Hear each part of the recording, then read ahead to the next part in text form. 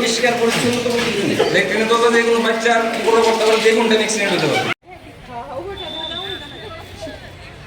এই যে বাইরের যে অবস্থা, এটা একটা বন্ধ হয়ে গেল।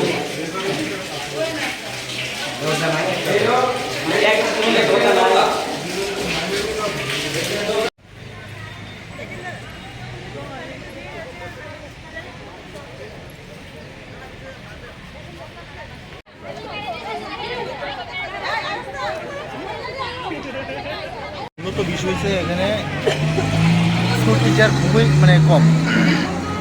খুবই কম, তো এটা নিয়ে আমরা বিভিন্ন অনেক দিনই আমরা এই কথা কইছি গার্জেনরা টিচারের সাথে, তারাও কইতেছে যে আমরা ডিপুটেশন আমরা চিঠি লিখে পাঠাইছি, ডাইরেক্টরের কাছে বিভিন্ন দপ্তরে পাঠাইছি, শিক্ষা দপ্তরে, কিন্তু এটা সলিউশন এখনও হয়েছে না।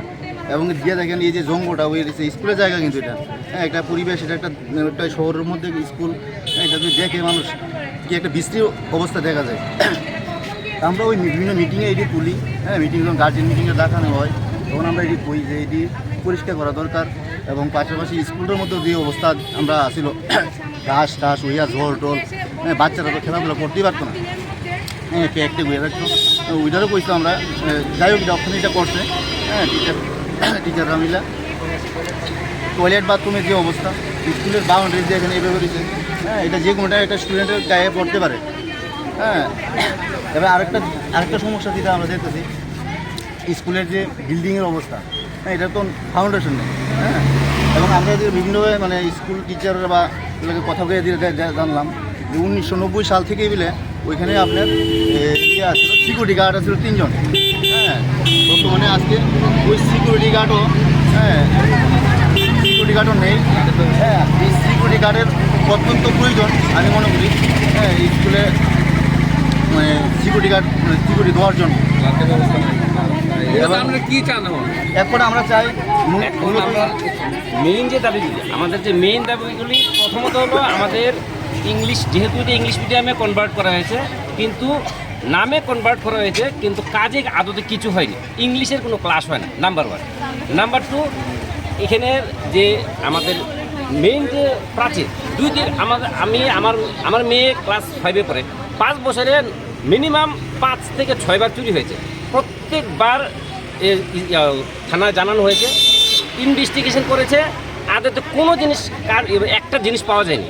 কিন্তু গতদিন যখন 47টা ভ্যান চুরি হয়ে গেছে, তারপর আমরা সবাই যখন একসাথে মিলিত হয়ে আমরা একটা স্কুল তালা দেওয়ার একটা ব্যবস্থা নিয়েছি, যদি আমাদের দাবি পূরণ না হয় আমরা স্কুল তালা দেবো, তখন রাতারাতি তাদের কান নেড়েছে। ওই থানার ওসি নাকি ফোন করেছে আমাদের হেডমাস্টারের কাছে, তারা এগুলি কালেকশনের দ্রুত ব্যবস্থা। কিন্তু এর আগে 4-5 বার চুরি হয়েছে, কোনো কিছু তদন্ত হয়নি, নামে এসেছে।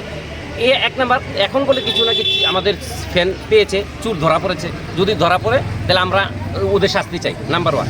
নাম্বার 2, আমাদের এই যে একটা আমাদের 2 দিন পর চুরি হয়, একটা বাউন্ডারি নেই, চারদিকে বাউন্ডারি প্রথমত নির্মাণ করতে হবে। তৃতীয়ত হলো স্কুলের শিক্ষক দিতে হবে, বাউন্ডারি দিতে হবে, নাইট গার্ডের ব্যবস্থা করতে হবে। আর আমাদের বিদ্যালয়ের মধ্যে যেই ল্যাট্রিন বাথরুম, এগুলির মধ্যে যদি আপনারা যান, আপনার বমি আসবে।